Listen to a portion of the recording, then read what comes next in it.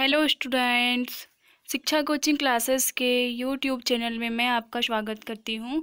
Students, आज हम class 12 subject physics unit 6 chapter 10 तरंग प्रकाशिकी के 3 मार्क्स या 2 मार्क्स के क्वेश्चन को सॉल्व करेंगे। ठीक है स्टूडेंट्स, आप मेरे साथ साथ इन्हें याद करते भी चलिए। तो देखते हैं हम क्वेश्चन बैंक के क्वेश्चन। देखिए स्टूडेंट्स, ये यूनिट 6 का चैप्टर 10 तरंग प्रकाशिकी, इसके रिक्त स्थान की पूर्ति कीजिए वाले क्वेश्चन मैंने आपको कंप्लीट करवा दी थी। आज हम देखते हैं 2 मार्क्स के क्वेश्चन। ठीक है, 2 मार्क्स के क्वेश्चन में जो पहला क्वेश्चन है वो है व्यतिकरण क्या होता है, इसका एक उदाहरण लिखिए। ठीक है स्टूडेंट्स, और जो दूसरा प्रश्न है वो है व्यतिकरण की आवश्यक शर्तें लिखिए। ठीक है, तीसरा प्रश्न है हाइगन के तरंग सिद्धांत की मुख्य अभिग्रहित लिखिए। चौथा प्रकाश तरंग के अध्यारोपण का सिद्धांत लिखिए। कला संबंध स्रोत से क्या तात्पर्य है। और क्वेश्चन नंबर 6 है कम ऊंचाई पर उड़ने वाले वायुयान ऊपर से गुजरता है तो हम कभी कभी टेलीविजन के पर्दे पर चित्र को हिलता हुआ पाते हैं, क्यों। तो ये सभी प्रश्नों के मैं सॉल्यूशन आपको एक साथ करवाती हूँ स्टूडेंट्स। आइए अब हम इन्हें समझते हैं, इनके सॉल्यूशन को, और साथ में याद करते हुए भी चलते हैं। देखिए स्टूडेंट्स, ये क्वेश्चन है आपका पहला क्वेश्चन, प्रकाश का व्यतिकरण किसे कहते हैं। व्यतिकरण का एक उदाहरण दीजिए। ठीक है, तो प्रकाश का व्यतिकरण किसे कहते हैं। देखिए यहाँ पे सबसे पहले तो आपको ये समझना है कि प्रकाश का व्यतिकरण जो है वो होता कैसे। देखो आपके सामने डायग्राम दिख रहा है। डायग्राम में ये एक झिर्री है, मतलब स्लीट है, ये जो रखी हुई है ये स्लीट है। ठीक है, इस स्लीट से हमने प्रकाश को गुजारे, और प्रकाश को गुजारे तो फिर ये आगे चल के फिर ये 2 स्लीटों से होकर प्रकाश 2 पार्ट में बढ़ गया, और फिर ये इस तरह से पर्दे पर टकराया। तो पर्दे पर टकराने के बाद में प्रकाश जो है वो रंगों में विभक्त हो गया। ठीक है, रंगों में मतलब यहाँ अलग प्रकार का रंग दिखाई देगा। जैसे यहाँ पट्टी कहाँ है, जैसे स्पेक्ट्रम कहते हैं हमें हम इन्हें, तो स्पेक्ट्रम बन जाएंगे इसके। तो कहीं पर आपको ब्राइट मतलब चमकीला स्पेक्ट्रम दिखाई देगा, और डार्क मतलब कहीं आपको अंधेरा दिखाई देगा। तो इस तरह से प्रकाश जो है वो फ्रिंज बना लेता है। क्या बना लेता है? फ्रिंज। ठीक है, दीप्त और अदीप्त, जैसे ब्राइट मतलब इसको हम दीप्त बोलेंगे और डार्क मतलब इसको अदीप्त बोलेंगे। तो इस तरह से फ्रिंजे बनाते हुए पर्दे पर इसका एक प्रतिबिंब प्राप्त होता है हमको। तो जैसे आपने परावर्तन पढ़े हो, अपवर्तन पढ़े हो। परावर्तन में प्रकाश किरणें किसी चमकदार सतह से टकराकर वापस चले जाती हैं, और अपवर्तन में एक माध्यम से दूसरे माध्यम में जाती है लेकिन अपने रास्ते से वो मुड़ जाती हैं।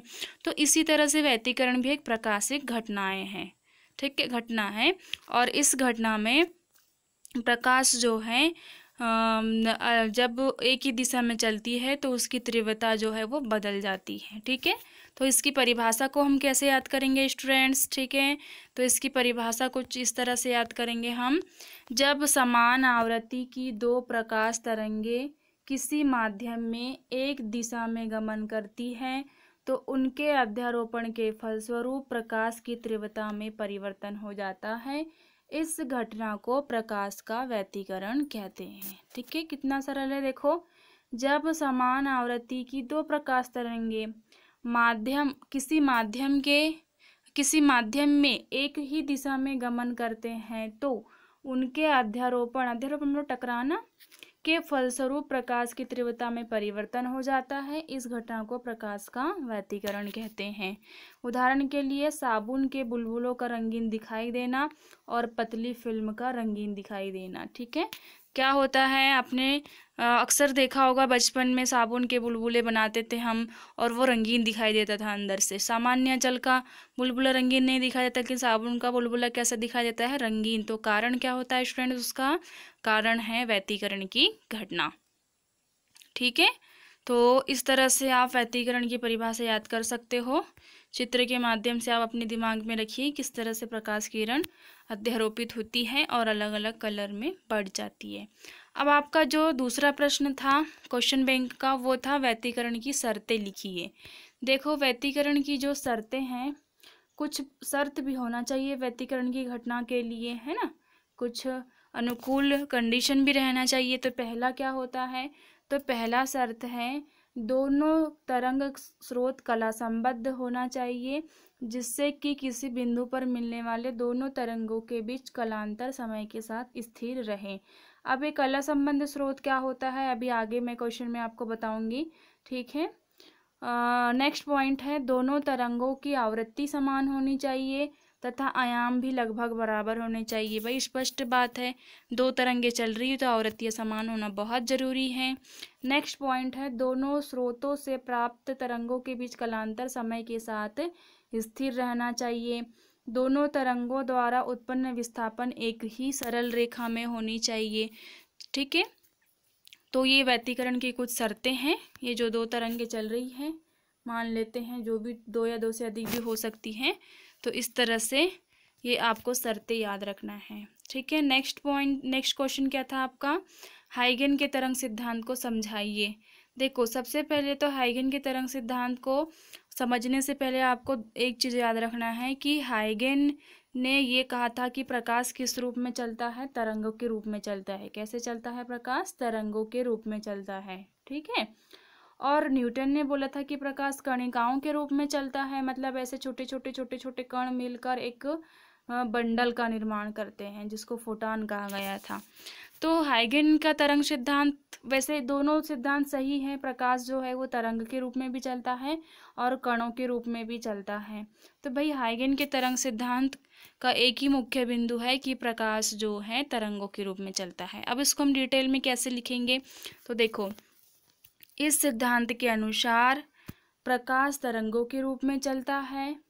ये तरंगे प्रकाश स्रोत से निकलकर सभी संभव दिशाओं में प्रकाश के वेग से चलती हैं।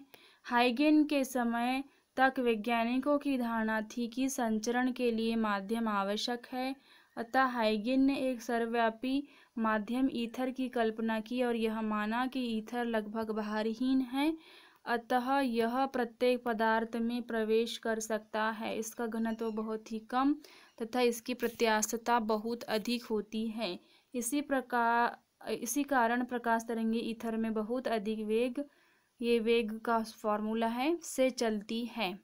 जब ये प्रकाश तरंगे किसी वस्तु से परावर्तित होकर हमारी आंखों के रेटिना पर गिरती है तो वह वस्तु हमें दिखाई देने लगती है।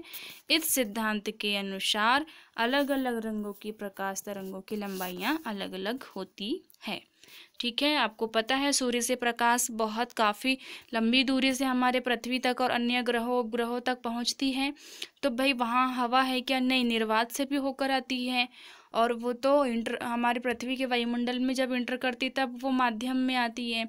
तो जो माध्यम नहीं है उसको हाइगन ने ईथर नाम दे दिया था, ईथर।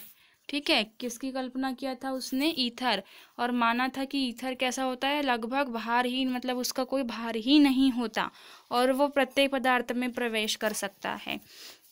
तो इस तरह से हाइगन ने अपने तरंग सिद्धांत को दिया और उसे प्रूव करके भी दिखाया। ठीक है। तो नेक्स्ट क्वेश्चन की ओर चलते हैं। देखो नेक्स्ट क्वेश्चन है, तरंगों के अध्यारोपण का सिद्धांत लिखिए। तो भाई तरंगों के अध्यारोपण का सिद्धांत क्या है, अध्यारोपण का मतलब होता है टकराना। जैसे देखो अभी हमने यहाँ पे देखे पर्दे पे प्रकाश यहाँ पे आके टकरा रही है, देखो इस पर्दे पे, तो इसको हम बोलते हैं अध्यारोपण। ठीक है। अब अध्यारोपण की परिभाषा क्या होगी, तो उसकी परिभाषा ये होगी कि जब दो या दो से अधिक तरंगे माध्यम के किसी बिंदु पर एक साथ पहुंचती है तब उस बिंदु पर परिणामी विस्थापन समस्त तरंगों के अलग अलग विस्थापनों के सदिश योग के बराबर होता है।